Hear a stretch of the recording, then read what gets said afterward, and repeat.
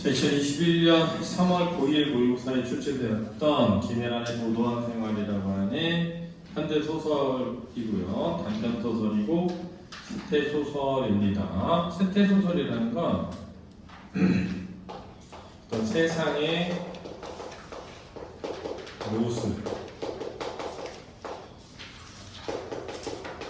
상태를 자세히 드러내는, 세상의 모습을 좀 자세하게 드러내는 소설을 세태소설이라고 합니다. 자, 한 자매의 가난과 꿈을 제재로 해서 주변으로 내몰리, 우리가 주변으로 내몰리다라고 할 때 일반적으로 뭐 되었다? 소외된 느낌이죠. 소외된 청년 계층 되겠죠? 삶과 근본 의식이 되겠습니다. 특히 이제 20대 후반, 30대 중반까지의 요즘 청년들 보면 그런 면이 좀 있어요. 제가 볼 때는 만나서 얘기를 해보면 그런 인식들을 가지고 있죠. 가장 기본적으로는 이제 대학 생활을 하는 과정에서 미래가 불투명하다 보니까 뭐 사회 문제라든가 어떤 민족 문제라든가 이런 것에 대한 어떤 인식, 올바른 인식을 가지기가 좀 어렵고, 그런 인식을 가지고 그런 활동을 하는 사람들을 약간 무슨 충 이렇게 부르면서 저 관심충인 것처럼, 그래서 뭔가 나대는 그런 사람들인 것을 인식하는 게 좀 크죠. 그렇죠? 자, 근데 여기 좀 다른 얘기인데 어쨌든 그런 가난한 삶을 드러내면서 삶과 극복이지. 상징적 소재를 사용해서, 여기서 이제 중간에 보면 피아노가 나오거든요. 서사를 전개하고 있습니다. 여러분들은 그런 생각을 크게 가지지 못할 수도 있겠지만, 선생님이 젊을 때만 해도 집에 피아노 있다, 피아노 배우는 애, 약간 그게 뭘 의미하는지가 있어. 중산층.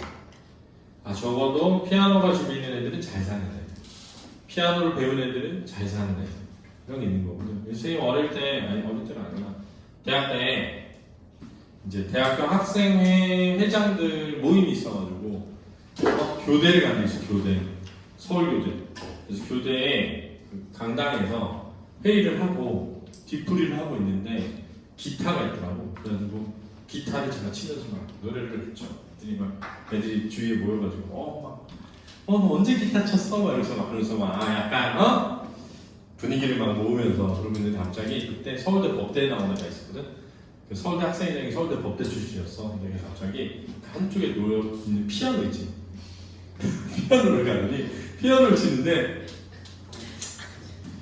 진짜 너무 잘 치는 거죠. 막 드럼만 봐도 유명한 거, 그런 거를 막 치는데 여자애들이 전부 일어나서 글로 갔어.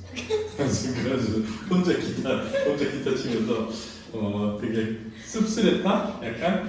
나는 어릴 때 왜 피아노를 못 배웠나 이런 생각했던 기억이 있습니다. 자, 상징적 소재를 통해서 이야기를 전개하고 있다. 간결한 문체로, 문체가 간결하다는 건 한 줄에 마침표 하나 정도 나오면 간결하다고 하거든요. 인물의 내면을 메시지를 드러내고 공간의 특성으로 인물의 처지를 드러냅니다. 다양한 비유와 감각적 표현이 쓰이고 있는 작품이 되겠습니다. 한번 읽어보도록 하죠. 만둣집을 했던 엄마가 어떻게 피아노를 가르칠 생각을 했는지 알 수 없다. 욕심이거나 누구의 엄마의 뭔가 강요하려고 한 것은 아니었다. 엄마는 배움이 짧았고 자신의 교육적 선택에 늘 자신감을 갖지 못했다. 다만 그때 엄마는 어떤 보통의 기준들을 따라가고 있었으리라. 이거는 좀 서술자의 추측이죠. 추측. 서술자의 추측. 놀이공원에 가고 엑스포에 가는 것처럼 어느 시기에 어떠한 것을 해야 한다는 풍문들을 말이다. 그래서 풍문이 맞죠? 의미하는 바는 일상적인 삶이죠. 보통의 삶, 평범한 삶. 누구나 하는. 돌이켜보면 어릴 때 엑스포에 가고 박물관에 가는 것이 그렇게 재밌었던 것 같지는 않다. 하지만 나는 엑스포에 보내주고 놀이공원에 함께 가준 엄마에게 고마운 마음이 든다. 누구나 겪는 평범한 유년의 프로그램 중에 하나였을 뿐이지만 무지한 눈으로 시대의 풍문들의 고개 끄덕였을 김밥을 싸고 관광버스에 올랐을 엄마의 피로한 얼굴이 떠오르는 까닭이다. 자, 엄마의 피로한 얼굴. 왜? 엄마는 만두집을 하면서 고된 삶을 살아야 했기 때문에 피곤했겠죠. 그죠? 그 피곤한 삶을 살면서도 자식들에게 일상적인 것을 할 수 있도록 해주려고 노력한 거죠.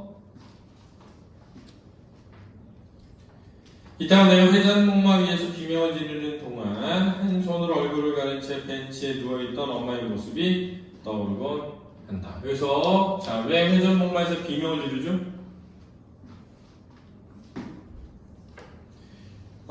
회전목마에서 왜 비명을 질렀죠? 고통스러워서? 신나서야. 신나서. 그래서 비명을 지르 재미있고 신나서야. 그치? 재미있고 신나서. 그치? 재미있고 신나서 비명을 지르는 동안 엄마는 왜 누워있었던 거지? 힘들어. 고달퍼서. 신을 벗고 짧은 잠을 청하던 엄마의 얼굴은 도처럼 낮고 고요했던가 그렇지 않았던가. 엄마를 따라하느라 피아노 의자 위에 누워있던 나를 보고 선생님은 라처럼 놀랐던가 그렇지 않았던가. 자, 여기서 도와 라는 상징적 의미를 지니고 있죠. 그죠? 도와 라는 상징적 의미를 지니고 있는데 도는 낮고 고요한 소리죠. 낮고 고요한 소리. 라는 높고 약간 놀라는 소리야. 자, 그래서 나는 그 놀이동산에 갔을 때 엄마가 힘들어서 벤치에 누워있는 그 모습에서 도를 떠올리는 거고, 그렇지? 그런 엄마를 따라했던 나를 보고 선생님은 놀랐나? 여기서 놀란 걸 나로 표현하고요. 일과 중 가장 중요한 일이 엄마 100원만인 줄 알았던 때이긴 했지만 나는 핸들이 없는 핸들의 방에서 음악을 했고 엄마는 베토벤같이 풀린 파마 머리를 한 채 귀머거리처럼 만두를 빚었다. 마침 동네에 음악학원이 생겼고 엄마의 만두가 불티나게 팔리던 시절이라 가능했던 일인지도 모른다. 그러니까 엄마가 그래도 그나마 경제적으로 조금은 돈을 벌었기 때문에 나에게 뭘 가르칠 수 있었다? 피아노를 가르칠 수 있었던 거죠. 그렇죠?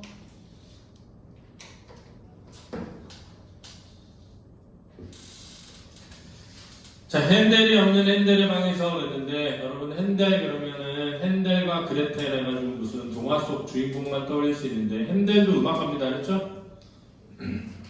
핸델도 음악가예요.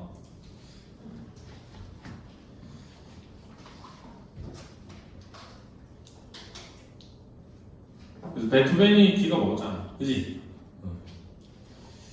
베토벤이 풀린 탐험을 한 채 귀머거리처럼 만두를 빚었다. 소리를 듣지 못하는 것처럼 이렇게 하루 종일 일에 몰두했다. 이거죠? 일에 몰두해서 만두를 빚었다.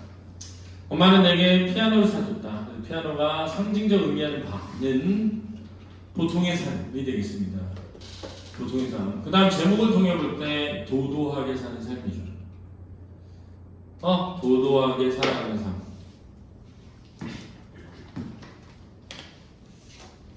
읍내에서부터 먼 뒷길을 달려온 파란 트럭이 집 앞에 섰을 때 엄마가 무척 기뻐했던 기억이 난다.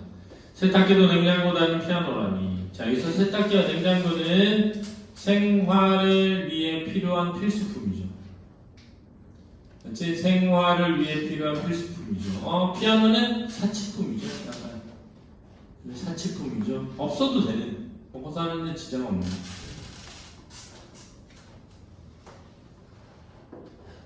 어쩐지 우리의 삶의 질이 한 뼘쯤 세련돼진 것 같았다. 피아노는 노릇한 원목으로 돼 학원에는 어떤 것보다 좋아 보였다. 원목 위에 양각된 우아한 넝쿨 무늬와 은은한 광택의 금속 페달, 건반 위에 깔린 레드카펫은 또 얼마나 선정적인 빛깔이었던지. 진짜 레드카펫이 아니라 건반 덮는 거 있죠? 먼지 들어가지 말라고, 그지? 묘사합니다. 섬세하게. 그것은 우리 집에 있는 가재들과 때깔부터 달랐다. 가구들. 다만 좀 멋쩍은 것은 피아노가 가정집 거실이 아닌 만두가게 안에 놓인다는 사실이었다.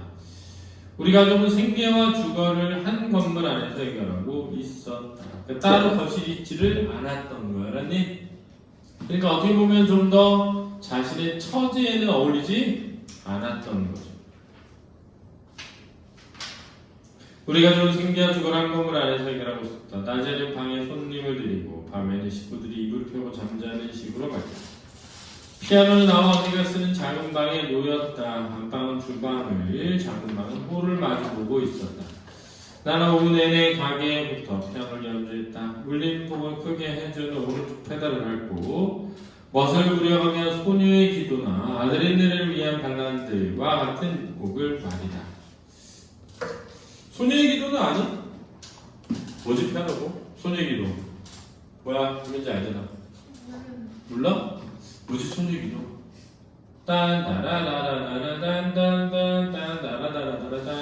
딴따라라라라란딴딴따라라라라란딴따라라라란딴따라라라란딴 이거 아닌가? 아드린들을 위한 발라드는 뭐야? 뭐 소리를 내봐. 어떤 거야? 소리를 내봐. 어떻게 나는 거지? 아 이거 다 들어보면 알 것 같은데 아드린들을 위한 발라드. 많이 들었던 건데. 저도 옛날에 제가 처음 좋아했던 여자애가 피아노 치는 여자였거든요. 와 진짜 피아노 치면 왜 이렇게 이뻐 보이는지. 피아노만 칠 줄 알면 와 진짜 나는 나중에 꼭 피아노 칠 줄 아는 사람하고 결혼해야지 했는데 왜인 거예요? 피아노랑은 아무 상관없는 사람하고 결혼해서 살게 되고 걔 지금 집에 피아노 있거든? 야마 피아노. 왜 샀게? 뭔가 내 어릴 적 꿈이었어. 집에 피아노가 있는. 그래서 산 거야. 그래서 샀는데 한 번도 치진 않아. 한 번. 근데 거기에 그런 거 이게 소리 없애는 꽂으면 헤드폰으로 소리 나는 그런 피아노거든. 그래서 밤에도 연주할 수 있는. 내가 이제 피아노를 배운 적 있어. 그 바이엘 하고 체르니 100 100까지 100이 처음이지. 100까지 끝났거든. 100 끝나고 그 다음 거 할 때에 피아노 선생님이 유럽으로 유학을 갔어. 러시아. 그래가지고 그러니까 피아노 학원에 등록을 했는데 선생님이 딱 왔는데 선생님 보자마자 알았어. 나 이번에 피아노 좀 열심히 배우겠구나. 선생님이 너무 예뻤어. 그래가지고 내가 피아노 배우러 되게 가고 싶을 것 같았어. 그래가지고 나는 한 번도 안 가져갔어. 막 가면 막 이렇게 피아노 선생님이 손가락에 힘주세요. 뭐 이렇게 있거든. 그런 거 손을 탁 쳐. 너무 손가락에 힘이 들어가는 거 있잖아. 약간 행복해지는 거. 그래서 막 열심히 했는데 선생님이 떠나시게 된 거야. 이거 러시아로. 그때 그 구청에서 하는 거였거든. 저기 강북구청 같은 데서 도봉구청에서 하는 거였어. 그래가지고 되게 싸게 하는 거 있잖아. 그래서 선생님이 가시게 돼가지고 지금 생각나는 게 뭐더라? 아무튼 내가 뭘 선물로 선생님한테 가시는 거야. 그 다음 감사하다. 진짜 그냥 선생님하고 제자로 만난 거니까 딱 선물로 드렸더니 선생님이 뭘 선물해 줬냐면 악보를 사줬어. 내가 피아노 배우는 게 왜 배우고 싶냐면 캐논 변주곡을 꼭 해보고 싶다 그랬던 거야. 그때 캐논 변주곡 악보를 선생님이 딱 선물로 사줬지. 그리고 받아서 그 다음 선생님이 딱 오셨거든. 딱 오자마자 알았어. 나 오래 못 배우겠구나. 근데 진짜 아닌 말로 조금 있다가 끊었어. 안 가게 돼. 수영도 있거든. 지금 수영 배울 때도 이번엔 오래 배울 것 같다. 그때 되게 오래 배웠어. 근데 이게 등급 있잖아요. 레벨이 되니까 저쪽에 가서 배우래. 다음 레인으로. 근데 말했지. 지금 저 다음 레인으로 가면 수영 안 한다. 여기서 하겠다. 근데 여기는 초보라 괜찮아. 그래가지고 거기서 더 했어. 근데 일단 다이빙 배울 때에 대해서 이건 진짜 여기서 안 된대. 저쪽에 가서 하래.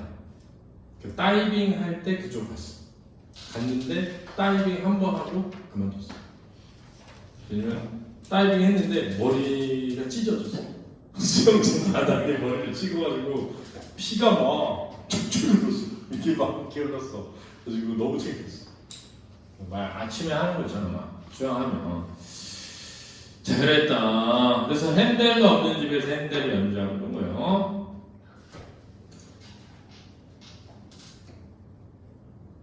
낮에는 방에 손님을 드리고 가면 이렇게 했다. 나는 오후 내내 가게부터 피아노를 연주했다. 이런 연주곡들을 말이다. 찜통에서는 수증기가 푹푹 나고 홀에서는 장사꾼과 농부들이 흙 묻은 장화를 신은 채 우적우적 만두를 씻고 있는 공간에서 누구라도 만두를 삼키다 말고 울고 가게 만들었을 그런 연주를 쉽고 아름답지만 촌스러워서 누구라도 가게 앞을 지나다가 얼굴을 붉히게 만들었어요. 그러나 좀 더 정직한 사람이라면 만두 접시를 집어던지며 다 때려치우라 그래 소리쳤을 그런 연주를 말이다. 그러니까 이게 뭐 하는 거야? 연주 자체는 볼품이 없었다 이런 거지.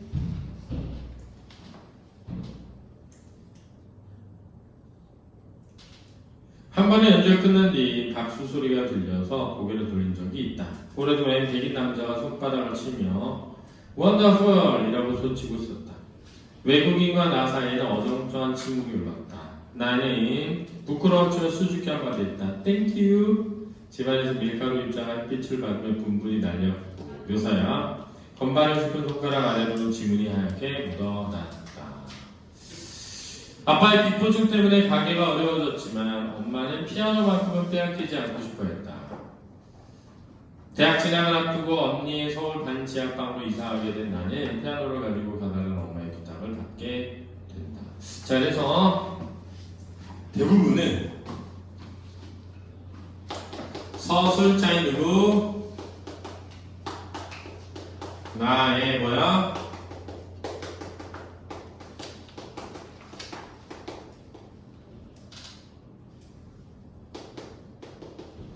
서술자인 나의 서술을 통해서 그렇지? 우리 집에 피아노가 생기게 된 이유와 내가 피아노를 치게 된 내력을 제시하고 있죠. 그리고 이 서술자의 서술된 부분은 전부 어린 시절에 대한 회상이죠. 그죠? 이 회상의 내용은 가난했던 어린 시절과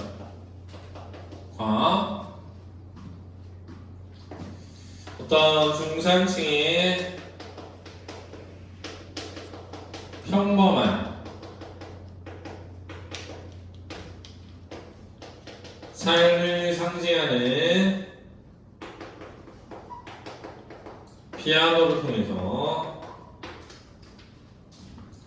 어떤 어머니 바람 같은 게 담겨 있다고 할 수 있겠죠. 근데 가난이 심화되는 거죠. 그리고 나는 언니의 서울 반지하 방으로 이사 가게 됩니다. 근데 반지하에 피아노를 가지고 가달라는 부탁을 받는 거죠. 언니의 표정은 뜨악했다. 뭐지? 하는 거예요. 외삼촌이 담배를 피우는 사이에 나는 사정을 설명하느라 애를 먹었다. 엄마가 다 얘기한 줄 알았는데 언니는 아무것도 모르고 있었다. 내가 답답한데 여기 반지하야. 자, 여기 반지하야. 나는 말은 표현은 이곳이 어딘지 설명하는 거잖아요. 의도는 안 된다는 거죠. 여기 가져와서는 안 된다 이런 거죠. 거절이야. 나는 조그맣게 대꾸했다. 나도 알아. 알지만 엄마의 부탁을 거절할 수 없는 불가피한 현실이 있는 거죠. 우리는 트럭 앞에 모여서 피아노를 올려다봤다. 그것은 몰락한 러시아 귀족처럼 끝까지 체면을 차리며 우아하고 담담하게 서 있었다. 외삼촌의 트럭은 길 한가운데를 막고 있었다. 우리는 서둘러 목장갑을 꼈다. 빨리 차를 빼야 돼서. 외삼촌이 피아노의 한쪽 끝을, 언니와 내가 반대쪽을 잡았다. 외삼촌이 신호를 보냈다. 나는 깊은 숨을 쉰 뒤 피아노를 번쩍 들어 올렸다. 1980년대에 산 피아노가 잠시 세기말 도시의 하늘 위로 비상했다. 그 모습이 꽤 아름다워서 하마터면 탄성을 지를 뻔했다.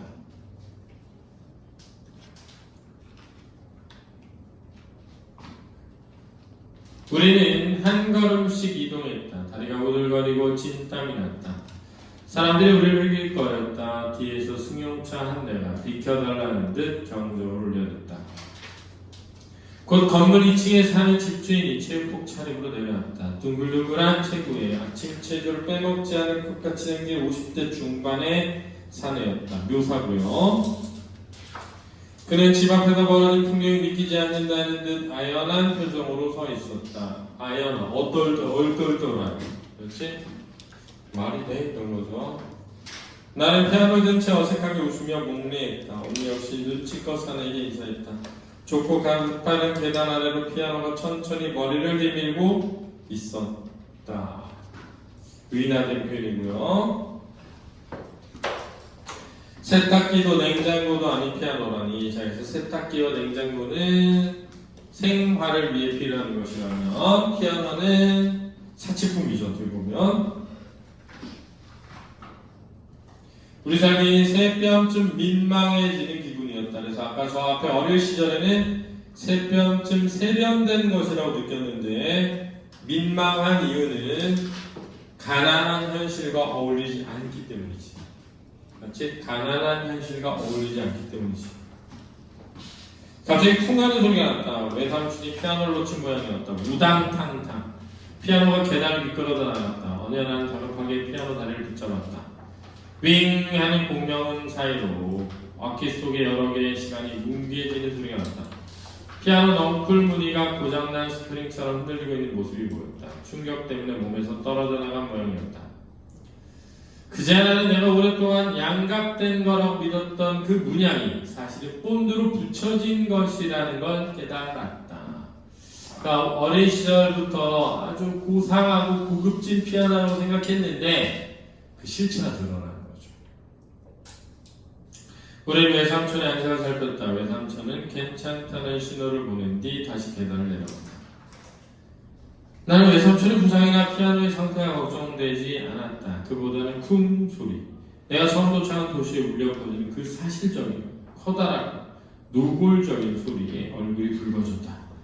집주인은 어이없고 못마땅하다는 표정으로 언니와 나와 피아노의 삼촌과 다시 피아노를 번갈아 쳐다봤다. 학생, 주인 남자가 언니를 불렀다. 언니는 재빨리 계단을 올랐다. 출구 쪽 네모난 햇살을 보며 열심히 설명하는 언니 모습이 보였다. 언니는 수용차 운전자에게도 양해를 구했다. 우리는 결국 관리비를 더 내고 피아노를 절대 치지 않겠다는 조건으로 집주인을 돌려보냈다. 집주인 돌아서면서 한마디 했는데 치지도 않을 피아노를 왜 갖고 있느냐는 것이었다. 진짜 슬픈. 우리 집이네? 치지도 않은데 피아노를 좀 왜 갖고 있나 이런 거죠. 자, 그래서 아까 주제 얘기한 것처럼 청년 세대의 어떤 가난의 삶과 그 삶을 이겨내고자 하는 극복의 의지를 다루는 작품의 일부분이 되겠습니다. 알겠죠? 그래서 앞부분은 이렇게 되겠고요. 중략 뒷부분은 똑같이 서술자의 걸 통해서 서술을 통해서 더욱 몰락한 가정의 형편이나 그 형편에 어울리지 않는 피아노를 이사하게 되면서 느끼게 되는 민망함이겠죠. 이해됐으니까